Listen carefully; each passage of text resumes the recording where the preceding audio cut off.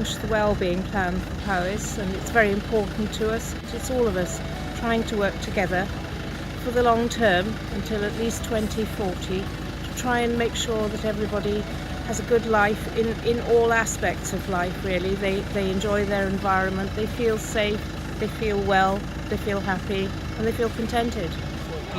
And for us, the Wellbeing Plan is all about encompassing the well-being of our community in Powys to make Powys a better place, a friendlier place and a more healthier place to live for the future generations, and to take us really to 2040 and beyond. So it's a plan to get us going.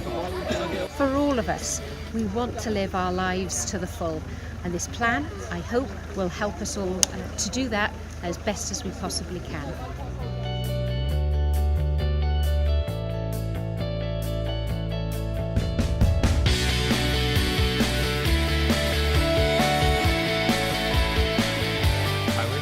It's about all the public sector bodies coming together and joining up and getting all our efforts and resources all aligned behind the things that are important for the future of the people of Powys.